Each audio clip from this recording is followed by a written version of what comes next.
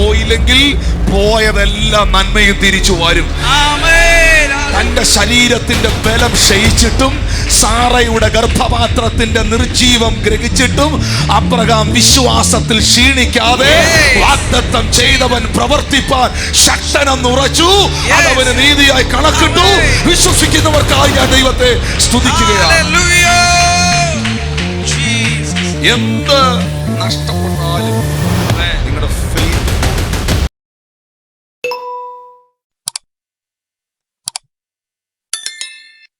ഈ ചെങ്കടലിന്റെ മുമ്പിൽ നിന്ന് മോശ കൈ ഉയർത്തി പ്രാർത്ഥിച്ചത് ലേവ്യ പുസ്തകത്തിൽ എഴുതിയ, സംഖ്യാപുസ്തകത്തിൽ എഴുതിയിരിക്കുന്ന, അല്ലെങ്കിൽ മോശയോട് മുൻകാലങ്ങളിൽ ദൈവം അരുളി ചെയ്ത സീനായി പർവ്വതത്തിൽ വെച്ച് കൊടുത്ത വാഗ്ദത്തങ്ങളുടെയോ വാക്യങ്ങളുടെയോ അടിസ്ഥാനത്തിലല്ല.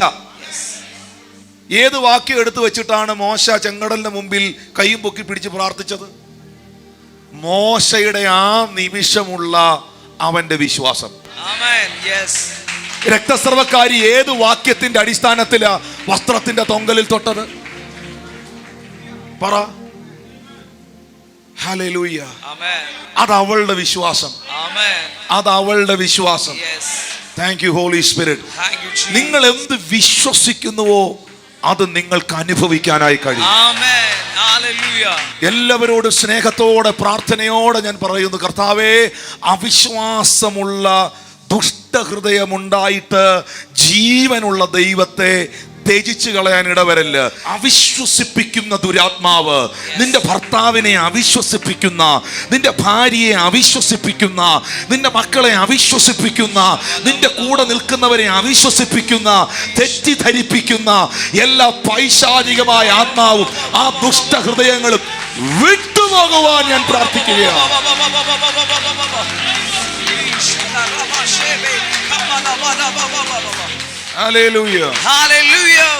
മക്കളെ, സഹോദരിമാരെ, സഹോദരന്മാരെ, യോബിന്റെ മേളില് സാത്താൻ ദൃഷ്ടി വെച്ചു. എന്നിട്ട് ദൈവസന്നിധിയിൽ ചെന്നിട്ട്, നമുക്കറിയാം യോബിന്റെ പുസ്തകം 2-ാം അധ്യായത്തിന്റെ 3-ാം വാക്യത്തിൽ എഴുതിയിട്ടുണ്ട്, യഹോവ സാത്താനോട്, എൻ്റെ ദാസനായ യോബിന്റെ മേളിൽ നീ ദൃഷ്ടി വെച്ചുവോ? അവനെ പോലെ നിഷ്കളങ്കനും നേരുള്ളവനും ദൈവഭക്തനും ദോഷം വിട്ടകലുന്നവനുമായി ആരുമില്ലല്ലോ. ഹല്ലേലൂയ. പക്ഷെ പിശാച് ദൈവത്തെ വെല്ലുവിളിക്കുകയാണ്, ജോബിനെ വെല്ലുവിളിക്കുകയാണ്. പിശാച് പറയുന്നു, അവന്റെ നന്മകളെ ഞാൻ കവർന്നെടുത്തു കഴിയുമ്പോൾ, അവന്റെ ഭൗതിക അനുഗ്രഹങ്ങളെ ഞാൻ തൊട്ട് കഴിയുമ്പോൾ, എൻ്റെ ഭാഷയിൽ പറഞ്ഞാൽ അവനിപ്പോൾ അനുഭവിച്ചുകൊണ്ടിരിക്കുന്ന കുറെ നന്മകളുണ്ട്, ഭൗതികമായത്, കാണാൻ കഴിയുന്നത്. ഇതെല്ലാം പിൻവലിക്കപ്പെട്ട് കഴിയുമ്പോൾ ഉറപ്പായും ജോബ് നിന്നെ തള്ളി പറയും. ഹല്ലേലൂയ. അതാണ് 5-ാം വാക്യത്തിൽ എഴുതിയിരിക്കുന്നത്, നീ കൈ നീട്ടി അവന്റെ അസ്ഥിയും മാംസവും ഒന്ന് തൊടുക, അവൻ നിന്നെ മുഖത്ത് നോക്കി ത്യജിച്ചു പറയുമെന്ന് സാത്താൻ ദൈവത്തെ വെല്ലുവിളിച്ചു. മുഖത്ത് നോക്കി ത്യജിച്ചു പറയുമെന്ന്.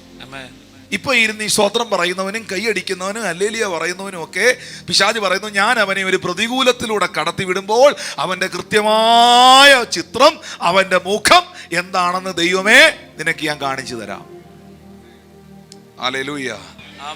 നിങ്ങൾക്കറിയാവോ, ദൈവത്തെ നമ്മൾ വിശ്വസിക്കുന്നത് പോലെ തന്നെ ദൈവത്തിന് നമ്മളെ വിശ്വസിക്കാൻ കഴിയണം. മനസ്സിലായില്ലേ? ഏലിയാവിന് ദൈവത്തെ വിശ്വാസമായിരുന്നു, പക്ഷെ അതിലപ്പുറമായി ഏലിയാവിനെ ദൈവത്തിന് വിശ്വാസമായിരുന്നു. മോശയ്ക്ക് ദൈവത്തെ വിശ്വാസം ഉണ്ടായിരുന്നു, അതിനപ്പുറമായി മോശയെ ദൈവത്തിന് വിശ്വാസം ഉണ്ടായിരുന്നു. അതുകൊണ്ടല്ലേ വേദപുസ്തകത്തിൽ എഴുതിയിരിക്കുന്ന, അവൻ നിങ്ങളെ വിശ്വസ്തരം എണ്ണി തന്റെ ശുശ്രൂഷ ഏൽപ്പിച്ചെന്ന്. എന്ന് പറഞ്ഞാൽ ഞാൻ ദൈവത്തെ വിശ്വസിക്കുന്നതിന് മുൻപേ അവൻ എന്നെ വിശ്വസിച്ചത് കൊണ്ടാണ് അവൻ എൻ്റെ കയ്യിൽ ചിലത് ഏൽപ്പിച്ചത്. അല്ലേ? ദൈവം എന്നിലേക്ക് കൃപാവരങ്ങളെ തരുമ്പോൾ, ദൈവം എന്നിലേക്ക് ചില ദാനങ്ങളെ കൈമാറ്റം ചെയ്യുമ്പോൾ, അല്ലെങ്കിൽ ചില അനുഗ്രഹങ്ങൾ എനിക്ക് തരുമ്പോൾ, ഞാൻ ദൈവത്തിൽ വിശ്വസിച്ച് കുറേ നാൾ കഴിഞ്ഞിട്ടാണ് ഇതൊക്കെ എനിക്ക് അനുഭവിക്കാൻ പറ്റിയത്. പക്ഷെ ഞാൻ ദൈവത്തിൽ വിശ്വസിക്കുന്നതിന് മുൻപേ, ഭൂമിക്ക് അടിസ്ഥാനം ഇടുന്നതിന് മുൻപേ, അമ്മയുടെ ഉദരത്തിൽ ഉരുവാകുന്നതിന് മുൻപേ അവൻ എനിക്ക് വേണ്ടി സകലത്തെ ഒരുക്കിയെങ്കിൽ, ഞാൻ ഒരു വാക്ക് പറയാം, ഞാൻ ഈ ദൈവത്തിൽ വിശ്വസിക്കുന്നതിന് മുൻപേ എൻ്റെ ദൈവം എന്നെ വിശ്വസിച്ചു. അതിനകത്ത് വഞ്ചന കാണിക്കരുത്, അതിനകത്ത് തരികിട കാണിക്കരുത്, അതിനകത്തൊരു ന്യൂനത ഉണ്ടാകരുത്. അവൻ എന്നെയും നിങ്ങളെയും വിശ്വസ്തരം എണ്ണിയതാണ്. ഞാൻ ഇങ്ങനെ പറയുന്നു, ദൈവത്തിന് ഒരാളെ വിശ്വസിക്കാൻ പറ്റിയാൽ, ഒരാളിനെ തമ്പുരാന് വിശ്വസിക്കാൻ കഴിഞ്ഞാൽ, ദൈവം അവന്റെ കയ്യിലോട്ട് എന്നാ എടുത്തു കൊടുക്കുന്നതെന്ന് പറയാൻ പറ്റുകയില്ല. സ്വന്തം മനസാക്ഷിയോട് ഒരു വലതുകരം നെഞ്ചത്ത് വെച്ചിട്ട് ചോദിക്കണം, ദൈവത്തിൽ വിശ്വസിക്കുന്ന എന്നെ ദൈവത്തിന് വിശ്വസിക്കാവോ? ഹല്ലേലൂയ, ആമേൻ, ആമേൻ. ചേർന്നൊരാമേൻ പറഞ്ഞേ. ഇയ്യോബിനെ ദൈവത്തിന് വിശ്വാസമായിരുന്നു. അതുകൊണ്ടാണ് ദൈവം സാത്താനോട് പറഞ്ഞത്, നീ എന്നാ വേണേലും ചെയ്തോളാൻ. നീ കൈ നീട്ടി അവന്റെ അസ്ഥിയും മാംസവും തൊട്ടാൽ നിന്റെ മുഖത്ത് നോക്കി അവൻ നിന്നെ ത്യജിച്ച് കളയുമെന്ന് പറഞ്ഞപ്പോൾ 6-7 വാക്യങ്ങളിലേക്ക് നമ്മൾ നോക്കുമ്പോൾ അറിയുന്നത്, യഹോവ സാത്താനോട്, അവൻ നിന്റെ കയ്യിലിരിക്കുന്നു, അവന്റെ പ്രാണനെ മാത്രം തുടരുത്. 7-ാമത്തെ വാക്യത്തിൽ രേഖപ്പെടുത്തിയിരിക്കുന്നു, അങ്ങനെ സാത്താൻ യഹോവയുടെ സന്നിധിയിൽ നിന്ന് പുറപ്പെട്ട് ഇയ്യോബിനെ ഉള്ളങ്കാൽ മുതൽ നെറുക വരെ വല്ലാത്ത പരുക്കളാൽ ബാധിച്ചു. സ്കിന്ന് വരെ അടിച്ചു. ഒരു ഓട്ട് കഷ്ണം എടുത്ത് തന്നെ താൻ ചുരണ്ടി ചാരത്തിനകത്ത് പുള്ളിയിരുന്നു. ഹല്ലേലൂയ, ചേർന്നൊരാമീൻ പറഞ്ഞേ. ആ സമയത്ത് അവന്റെ ഭാര്യ അടുത്തു വന്നിട്ട്, നീ ദൈവഭക്തി ഇപ്പോഴും മുറുകെ പിടിച്ചുകൊണ്ട് നിൽക്കുന്നുവോ? ദൈവത്തെ ത്യജിച്ചു പറഞ്ഞ് പോയി മരിച്ചു കള മനുഷ്യ എന്ന് പറഞ്ഞു. ഹല്ലേലൂയ. ഉടനെ ഇയ്യോബ് ഭാര്യയോട് പറഞ്ഞു, നീ ഒരു പൊട്ടി സംസാരിക്കുന്നത് പോലെയാണ് സംസാരിക്കുന്നത്.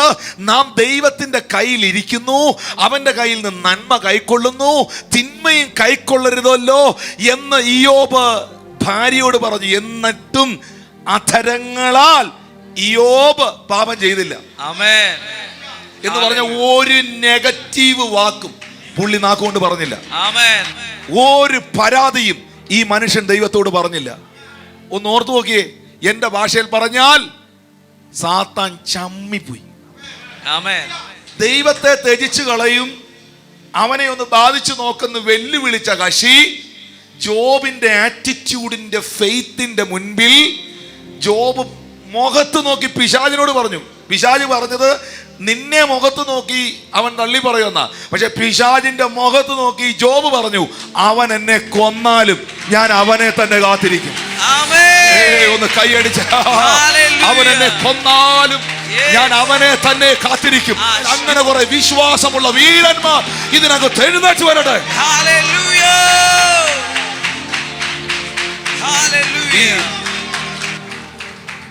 എന്തിനാണ് ഈ പിശാച് പരീക്ഷിക്കുന്നതെന്ന് അറിയാം മക്കളെ?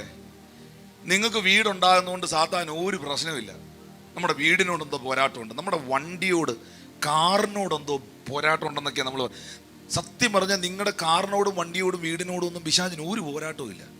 നമ്മൾ ഈ എല്ലാം ഓക്കെ ആയി എല്ലാം പെർഫെക്റ്റ് ആയിട്ടിരിക്കുമ്പോഴാണ് പലരും കർത്താവ് നല്ലവനാന്നൊക്കെ പറയുന്നത്. പക്ഷേ ജീവിതത്തിൽ ഒരു യുദ്ധത്തിലേക്ക്, ഒരു ഫൈറ്റിങ്ങിലേക്ക് വരുമ്പോൾ, പരീക്ഷകളിലേക്ക് ദൈവം നമ്മളെ വിടുമ്പോൾ, അവിടെ നമ്മുടെ വിശ്വസ്തത നമ്മൾ പ്രൂവ് ചെയ്യണം. ഹല്ലേലൂയ. ഞാൻ എപ്പോഴും പറയുന്നൊരു കാര്യമാണ്, എനിക്ക് അവിശ്വസ്തനാകാനുള്ള സാഹചര്യം, സിറ്റുവേഷൻ എനിക്ക് വെളിപ്പെട്ട് നിൽക്കുമ്പോൾ അവിടെ ഞാൻ എൻ്റെ വിശ്വസ്തതയും വിശുദ്ധിയും തെളിയിക്കണം. ആമേൻ. അവിടെയാ ദൈവത്തിന്റെ ഫേവർ ഉണ്ടാകുന്നത്. പാപം ചെയ്യാൻ, പൊത്തീഫറിന്റെ ഭാര്യയോട് പാപം ചെയ്യാൻ ജോസഫിന് സകല സാഹചര്യങ്ങളും നിയമവും അനുകൂലമായി നിൽക്കുമ്പോഴും അവളുടെ അരികിൽ നിന്ന് ഞാൻ നിന്നോട് പാപം ചെയ്ത് എൻ്റെ ദൈവത്തോട് പാപം ചെയ്യാൻ ഇടവരരുത് എന്ന തീരുമാനത്തിൽ ജോസഫ് ഇറങ്ങി ഓടുമ്പോഴാണ് അവൻ്റെ മേളിലുള്ള ഫേവർ ഡബിൾ ആകുന്നത്. ആമേൻ. നെബൂഖദ്നേസർ രാജാവിന്റെ കാലഘട്ടത്തിൽ രാജാവ് വീഞ്ഞെടുത്ത് ദാനിയേലിന് നീട്ടുമ്പോൾ, രാജാവേ, നിന്റെ വീഞ്ഞുകൊണ്ടും രാജഭോജനം കൊണ്ടും ഞാൻ എന്നെ അശുദ്ധനാക്കുകയില്ല എന്ന് ദാനിയേൽ ഒരു തീരുമാനം എടുത്ത തീരുമാനത്തിന്റെ മുൻപിലാണ് ദൈവത്തിന്റെ ഫേവർ ദാനിയേലിൽ ആക്ടിവേറ്റ് ആകുന്നത്. ഒഴുക്കിനകത്ത് ഒഴുകിപ്പോകുന്ന ഒരു തലമുറയല്ല ഈ കാലഘട്ടത്തിൽ ദൈവം അന്വേഷിക്കുന്നത്. ഒഴുക്കിനെതിരെ നീന്തിക്കയറുന്ന ഒരു തലമുറയാണ്. ഒഴുക്കിനെതിരെ നീന്തിക്കയറുന്ന ഒരു തലമുറയെ വിശ്വാസം, വിശ്വാസം, അതിന് വേണ്ടത് വിശ്വാസം, അതിന് വേണ്ടത് വിശ്വാസം, അതിന് വേണ്ടത് ആശ്രയം, അതിന് വേണ്ടത് ട്രസ്റ്റ്, ദൈവത്തോടുള്ള ട്രസ്റ്റ്. എന്താ പത്രോസിന്റെ കാര്യത്തിൽ സാത്താൻ ചോദിച്ചത്? യേശു എന്നാ പീറ്ററിനെ കുറിച്ച് പറഞ്ഞേ? ജോബിന്റെ കാര്യത്തിൽ സാത്താൻ ചമ്മിപ്പോയി, ശരിയാ, സത്യ. എന്നെ ഒന്ന് നിങ്ങളൊന്ന് ഓർത്തു നോക്കിയേ. പിശാചിനെ നോക്കി ദൈവം ചിരിച്ചതെന്ന് ഓർത്തു നോക്കി. വല്ലതും മനസ്സിലാവുന്നോ ഞാനീ പറയുന്നത്? മോനെ ഒന്ന് ഇമാജിൻ ചെയ്യടാ. സാത്താൻ ദൈവത്തിന്റെ മുഖത്ത് നോക്കി പറഞ്ഞു, നിന്നെ അവൻ നിന്റെ മുഖത്ത് നോക്കി ത്യജിച്ച് കളയുമെന്ന് പറഞ്ഞു. ഞാൻ അവന് പണി കൊടുക്കാൻ പോവാ, തേജിച്ച് പറയുമെന്ന് പറഞ്ഞു. അതേ പിശാച് താഴെ പോയി ആവുന്ന പണി 58 നോക്കി. അവസാനം മരിക്കാറായി എന്ന് വരുമ്പോഴും ജോബ് പറയാണ്, ടാ പിശാചേ, അവൻ എന്നെ കൊന്നാലും ഞാൻ അവനെ തന്നെ കാത്തിരിക്കുവോളൂ. ഭാര്യ എതിരായി, എല്ലാരും എതിരായി. സത്യം പറയുമ്പോൾ സാത്താനെ നോക്കി ദൈവം ചിരിക്കുന്നത് നോക്കി. അയ്യോ, ആരും മിണ്ടണില്ലല്ലോ. ഹല്ലേലൂയ. ഇന്ന് പകലിൽ നിന്നെ ഓർത്ത് ദൈവം ദുഃഖിക്കുകയല്ല, പൈശാചിക മേഖലയെ നോക്കി ചിരിക്കാൻ, പൈശാചിക മേഖലയെ നോക്കി മുഴു സ്വർഗവും നോക്കി ചിരിക്കത്തക്കവണ്ണം നിന്റെ ജീവിതത്തിന്റെ വിശ്വാസത്തെ നീ അപ്ലിഫ്റ്റ് ചെയ്യുവാൻ ആത്മാവ് ഇടപെടുകയാണ്. എന്താ പത്രോസിനെ കുറിച്ച് യേശു പറഞ്ഞത്? എന്താ സാത്താൻ യേശുവിനോട് ചോദിച്ചത്? ലൂക്കോസിന്റെ സുവിശേഷം 22-ാം അധ്യായത്തിന്റെ 31-32 വാക്യങ്ങളിൽ എഴുതിയിട്ടുണ്ട്. ശീമോനെ, ശീമോനെ, സാത്താൻ നിങ്ങളെ ഗോതമ്പ് പാറ്റുന്നത് പോലെ പാറ്റേണ്ടതിന് കൽപ്പന ചോദിച്ചു. ഞാനോ നിന്റെ കൃപാവരം പോകാതിരിക്കാനല്ല, നിന്റെ വലയും പടകും പോകാതിരിക്കാനല്ല, നിന്റെ അമ്മായിയമ്മയുടെ വീടും നിന്റെ വീടും കെട്ടിപ്പോക്കാനല്ല, ഞാൻ ഒറ്റ കാര്യത്തിന് വേണ്ടിയാണ് നിനക്ക് വേണ്ടി പ്രാർത്ഥിച്ചത്. ഒറ്റ കാര്യത്തിന് വേണ്ടിയാണ് നിനക്ക് വേണ്ടി ഞാൻ ഇടിവിൽ നിന്നത്. അത് നിന്റെ വിശ്വാസം പോകാതിരിക്കാൻ. ആമേൻ, ഹല്ലേലൂയ. ഞാൻ വീണ്ടും സഭയോട് പറയുന്നു, നിന്റെ വിശ്വാസം പോയില്ലെങ്കിൽ പോയതെല്ലാം നന്മയും തിരിച്ചു വരും.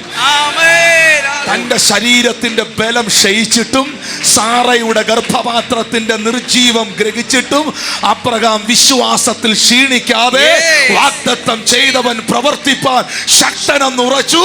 അതവന് നീതിയായി കണക്കിട്ടു. വിശ്വസിക്കുന്നവർക്കായി ഞാൻ ദൈവത്തെ സ്തുതിക്കുകയാണ്. എന്ത് നഷ്ടപ്പെട്ടാലും നിങ്ങളുടെ ഫെയ്ത്ത് പോകരുത്.